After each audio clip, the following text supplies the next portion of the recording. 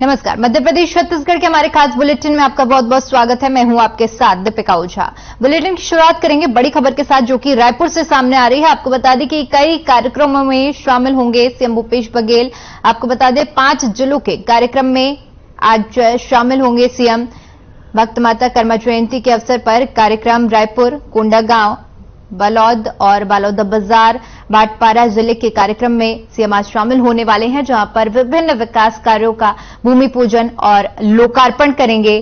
साथ ही साथ आपको बता दें प्रदेश स्तरीय कार्यक्रमों में शामिल भी होंगे। तो बड़ी जानकारी सामने आ रही है, जहां पर आज सीएम अलग अलग जिलों में कार्यक्रमों में शामिल होने वाले हैं और कई कार्यक्रमों में हिस्सा लेंगे। जहां पर आपको बता दें 5 जिलों के कार्यक्रमों में सीएम को शामिल होना है। भक्त माता कर्मा जयंती के अवसर पर भी सीएम शामिल होंगे, जहां पर कार्यक्रम का आयोजन किया जा रहा है। इस दौरान कई भूमि पूजन और योजनाओं का लोकार्पण भी करेंगे।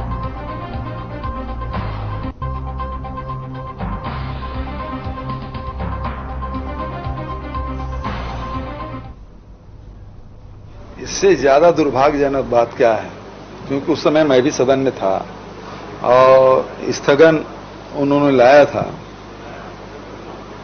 लेकिन दुर्भाग्यजनक बात, जिन लोगों ने चिटफंड कंपनी के कार्यालय खुलवाए, जिन लोगों ने रोजगार मेला लगा के नौजवानों को सर्टिफिकेट दिए,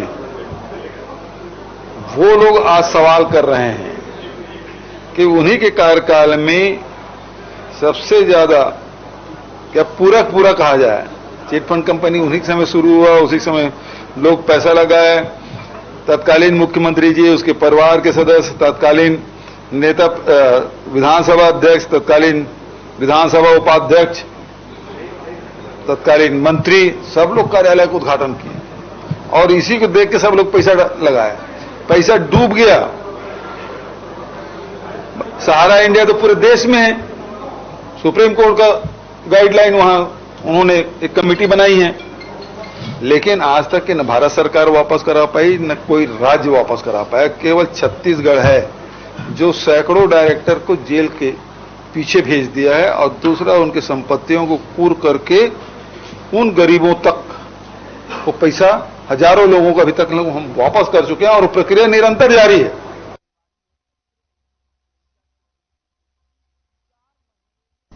वहीं बड़ी खबर आपको साझा करते हैं। मुख्यमंत्री भूपेश बघेल का बड़ा बयान सामने आया है, जिसमें उन्होंने पूर्व सीएम रमन सिंह पर हमला बोला है। उन्होंने कहा कि डॉक्टर रमन सिंह की दिमागी हालत ठीक नहीं है।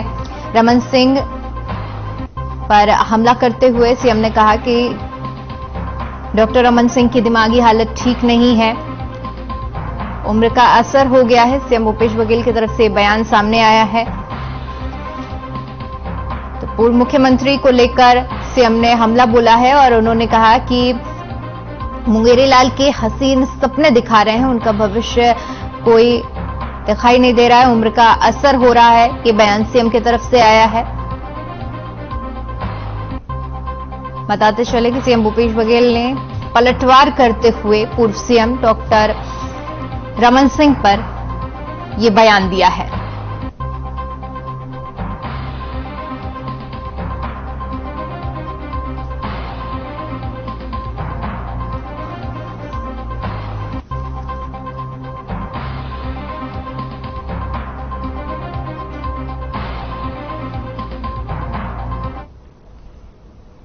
वहीं बीजेपी प्रदेश अध्यक्ष अरुण साव के जलियांवाला वाले बाग के बयान पर मुख्यमंत्री भूपेश बघेल ने अपनी प्रतिक्रिया दी है। उन्होंने बताया है कि सीएम ने इस बयान की निंदा करते हुए कहा कि इसे दुर्भाग्यपूर्ण है और उन्होंने कहा कि जलियांवाला बाग की बात अरुण साव कह रहे हैं, मतलब उनके दिमाग में है। पुलिसकर्मी सुरक्षा में लगे थे। पूरा वीडियो देखेंगे तो सबसे ज्यादा आक्रामक, उत्तेजित बीजेपी वाले थे। पुलिसकर्मियों को ज्यादा चोट आई है। नारायणपुर और कवर्धा में किस प्रकार से बीजेपी का मकसद आवास नहीं था, बल्कि लॉ एंड ऑर्डर को खराब करना चाहते थे, इसलिए जलियांवाला बाग को याद कर रहे हैं। पुनर्वास योजना है, उसकी नीति है, उसके लिए आज कैबिनेट में पास हुआ है और जो पुरानी जो नीति थी उसमें काफी सुधार किया गया है और उसमें काफी लाभदायक होगा। बिल्कुल उसमें लगे हुए हैं, जितने भी पुनर्वास योजना है उसकी नीति है, उसके लिए आज कैबिनेट में पास हुआ है और जो पुरानी जो नीति थी उसमें काफी सुधार किया गया है और उसमें काफी लाभदायक होगा।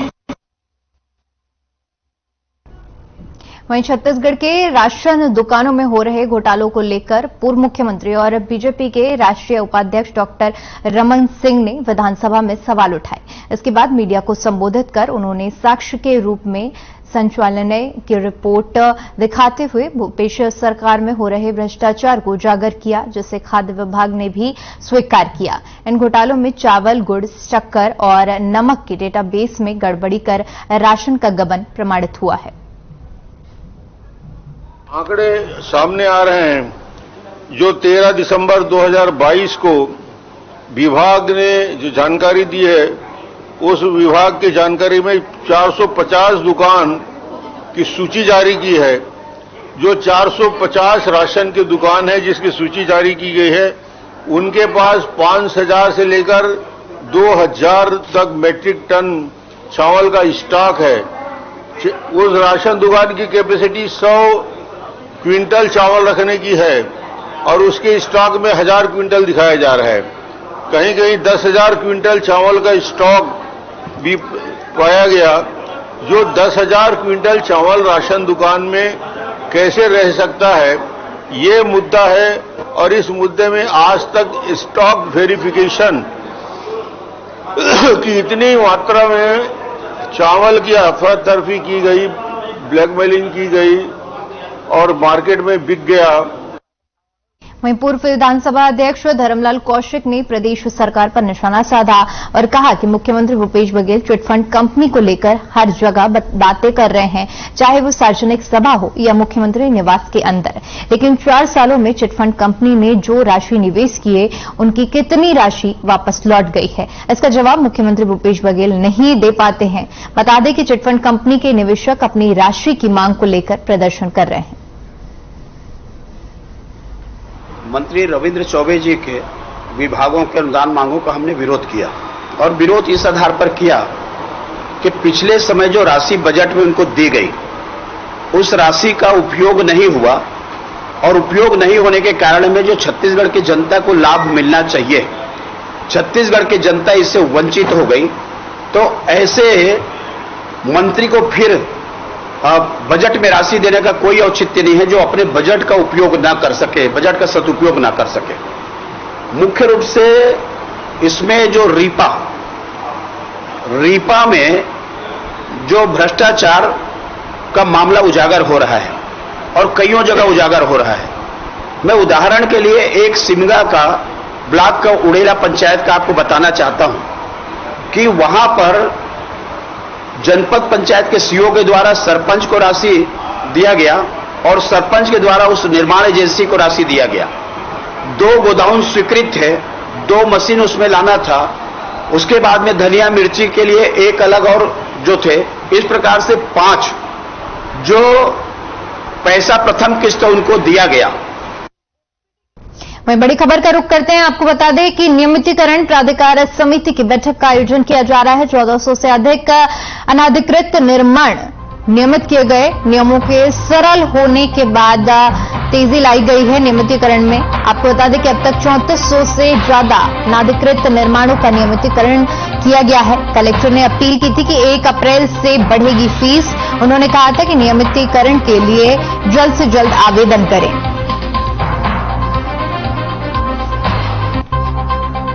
तो नियमों को सरल करने के बाद अब तेजी लाई जा रही है। आपको बता दें कि अब तक कलेक्टर ने अपील की थी, जिसके बाद से नियमितीकरण को लेकर प्राधिकार की बैठक भी हुई और 1400 से अधिक अनाधिकृत निर्माण चयनित किए गए हैं और तेजी से नियमितीकरण अब किया जा रहा है।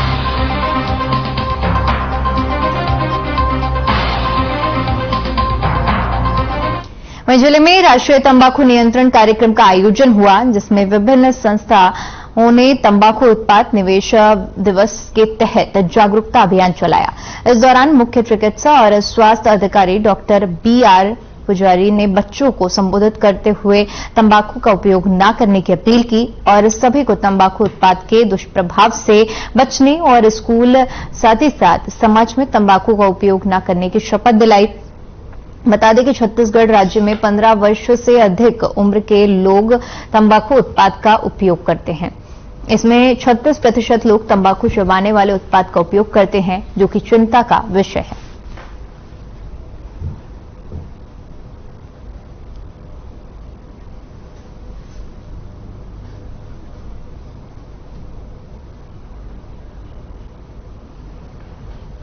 वहीं छिंदवाड़ा से बड़ी खबर सामने आ रही है। आपको बता दें कि आंगनवाड़ी कार्यकर्ताओं का धरना जारी है। आपको बता दें पिछले कई दिनों से यह धरना प्रदर्शन जारी है। अपनी मांगों को लेकर धरना किया जा रहा है। बता दें कि आंगनवाड़ी कार्यकर्ताओं के अध्यक्ष ने चेतावनी दी है कि जब तक मांग पूरी नहीं होगी तब तक धरना प्रदर्शन किया जाएगा। तो अपनी मांगों को लेकर धरना प्रदर्शन किया जा रहा है। आंगनवाड़ी कार्यकर्ताओं की तरफ से चेतावनी भी दी गई है। छिंदवाड़ा में आंगनवाड़ी कार्यकर्ताओं का धरना लगातार जारी है और पिछले कई दिनों से यह धरना प्रदर्शन किया जा रहा है, जहां पर अपनी मांगे पूरी न होने की वजह से यह धरना दिया जा रहा है। और साथ ही साथ आपको बता दें कि आंगनवाड़ी कार्यकर्ता अध्यक्ष ने चेतावनी दी है कि जब तक मांगे पूरी नहीं होती है तब तक ये प्रदर्शन खत्म नहीं किया जाएगा।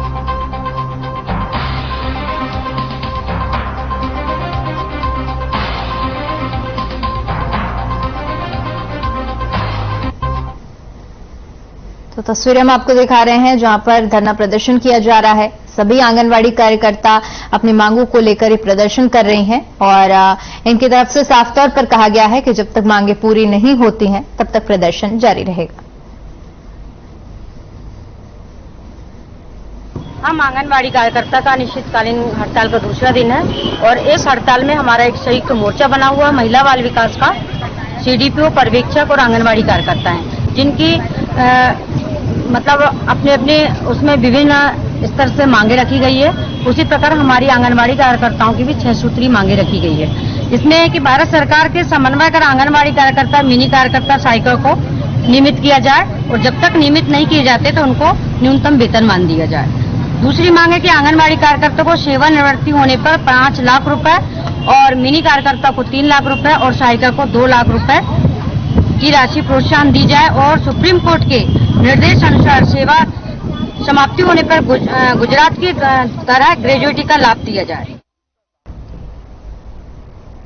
वहीं दिव्यांग स्वाभिमान पैदल यात्रा के समर्थन और 16 सूत्रीय मांगों के समर्थन में जिला मुख्यालय में दिव्यांग एकता और कल्याण मंच ने ज्ञापन सौंपा।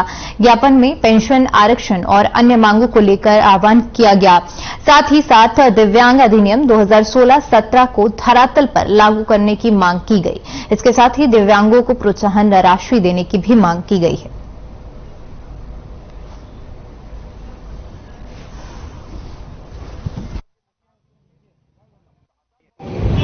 आज जो छिंदवाड़ा जिले और दिव्यांगों लोगों के द्वारा जो आज अपनी विभिन्न 16, 17, 18 मांगों को लेकर प्रदेश सरकार को जो आज ज्ञापन दिया गया है, उनका हम भीम सेना पुरजोर समर्थन करती है और आगामी समय में उनकी अगर मांग, दिव्यांगों की मांग को अगर सरकार के द्वारा पूरा नहीं किया जाता है तो दिव्यांगों लोगों ने जो भी आगे उनकी रणनीति होगी, भीम सेना उनके साथ रहेगी और वो अगर उग्र आंदोलन करेंगे तो भीम सेना उनके साथ सरकार के खिलाफ उग्र आंदोलन करेंगे। भीम सेना जिला अध्यक्ष शिवम पहाड़े, छिंदवाड़ा।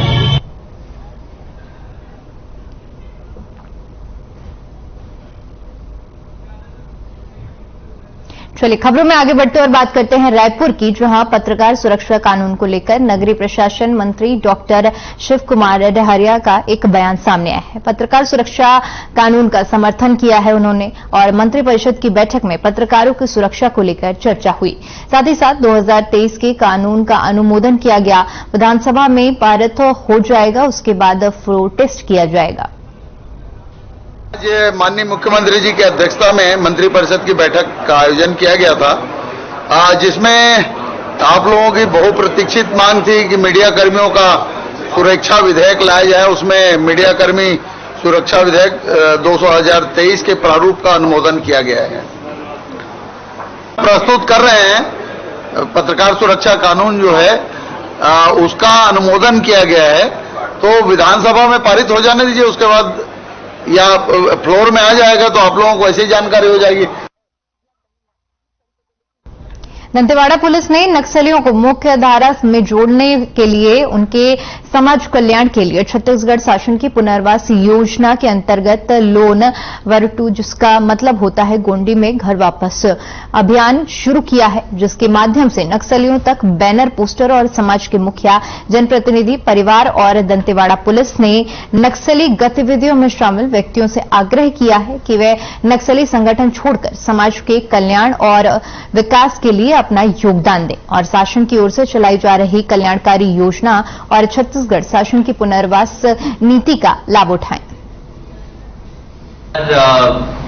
आज दिनांक तक लगातार हमारे द्वारा यही प्रयास किया जा रहा है और सिर्फ जिला पुलिस नहीं, उसमें सीआरपीएफ, जिला प्रशासन एवं अन्य जितने भी सरकारी विभाग हैं, हमारा यही इसमें प्रयास है कि जो हमारे दिग्भ्रमित, मतिभ्रमित लड़के हैं, युवक हैं, युवतियां हैं, जो कि हिंसा के पाथ पे चल रहे थे। एक धुर नक्सल प्रभावित क्षेत्र हुआ करता था दंतेवाड़ा, इसमें लगातार लोग हिंसा का मार्ग छोड़े और शांति की राह चुन के जिले के विकास में, प्रदेश के विकास में भागीदार बने और शांतिपूर्वक अपने परिवार के साथ रहें।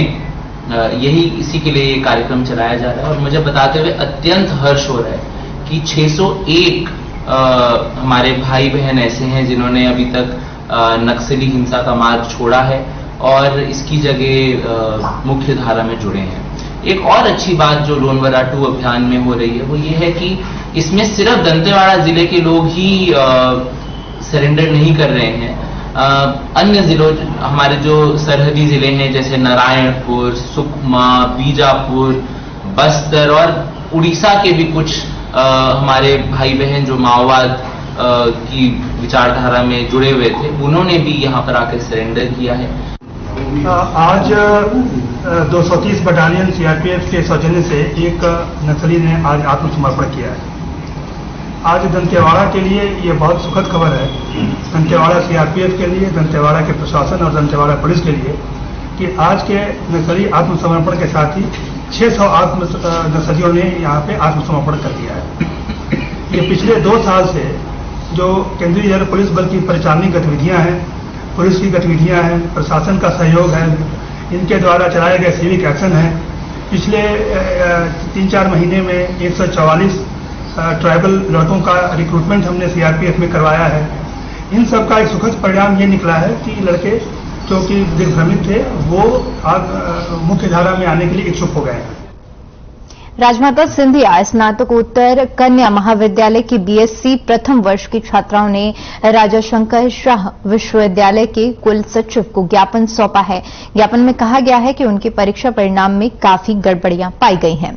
कई छात्राओं को एक समान अंक प्राप्त हुए हैं जो ऑनलाइन परिणाम में दिखाई दे रहे हैं। छात्राओं ने धरने पर बैठकर प्रदर्शन किया और साथ ही साथ परिणाम में संशोधन करने की भी मांग की है।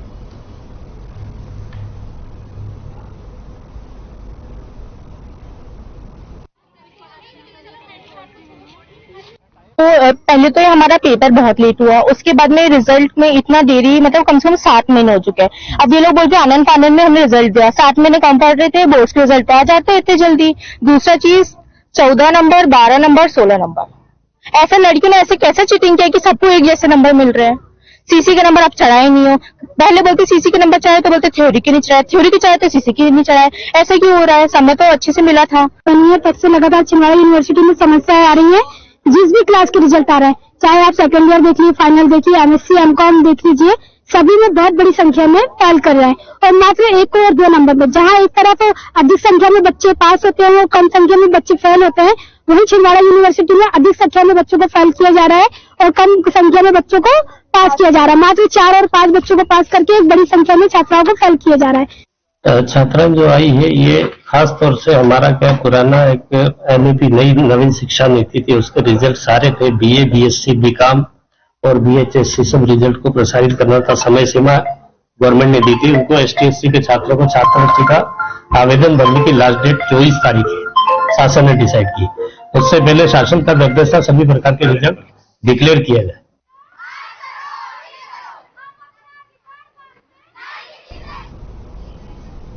वहीं कुरूद के ग्राम परखंदा में अवैध रेत खदान को लगातार बता दें कि ग्रामीण लगातार शिकायत कर रहे हैं और रात के 12 बजे जब चेन माउंटेन रेत घाट पर ग्रामीणों ने रेत माफियाओं को पकड़ा, जिसके बाद खनिज विभाग को सूचना दी गई, जिससे 2 हाईवा और 1 चेन माउंटेन जब्त कर खनिज नियम के तहत कार्रवाई की जा रही है।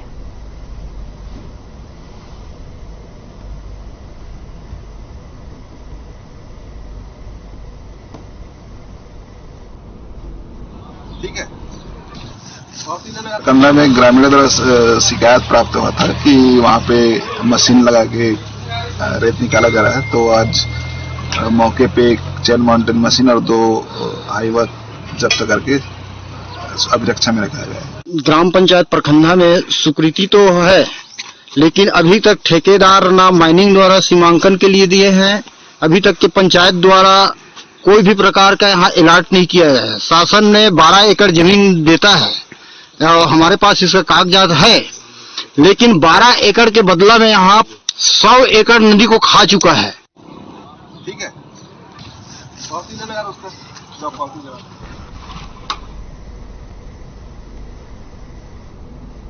वहीं बीजापुर में अशांति को लेकर पूरे 6 राज्यों की एक टीम शांति बैठक कर रही है, जिसका नेतृत्व सामाजिक कार्यकर्ता शंभ्रांशु चौधरी कर रहे हैं। बस्तर के अलग अलग स्थानों में बैठक की जा रही है, जिससे इस बैठक से किसी प्रकार का हल निकाला जा सके।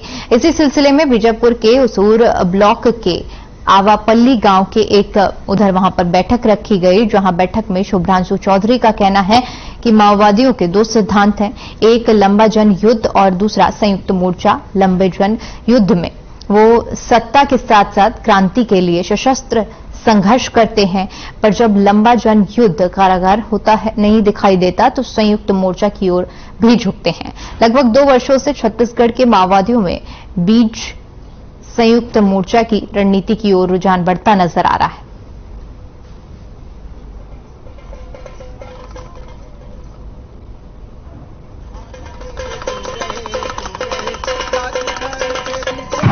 वर्गीकरण करना बड़ा मुश्किल है कि हम केवल बुद्धिजीवियों को सुनेंगे, किसानों को सुनेंगे या विद्यार्थियों को सुनेंगे, ऐसा करना थोड़ा सा ठीक नहीं रहेगा। हम सबकी सुनना चाहते हैं, बहनों का भी सुनना चाहते हैं, बहनें बहुत अधिक पीड़ित हैं, आदिवासियों का भी सुनना चाहते हैं, बिजनेसमैन का भी सुनना चाहते हैं, और सबके राय को लेकर के एक मतलब क्या कहना चाहिए, एक सर्वसम्मत। हम ज्यादा कुछ बताना नहीं चाहते, हम सुनना चाहते हैं। तो चैकले मांदी का अर्थ है सुख शांति के लिए बैठक। तो जैसे हम दुख में होते हैं या सुख में होते हैं तो साथ बैठ के चर्चा करते हैं, तो यहाँ के जो स्थानीय लोग हैं उनसे मिल बैठकर हम लोग बातचीत चर्चा का एक दौर शुरू करना चाहते हैं, जहाँ पे एक दूसरे से, जैसे हम बाहर से हैं तो हम बता सकते हैं कि नेपाल में शांति कैसे आई और देशों में जहां माओवादी समस्या थी वो कैसे हल हुआ, वो अपनी बात बताएं। तो ये एक चर्चा का दौर, बातचीत का दौर हम लोग शुरू करने की कोशिश कर रहे हैं।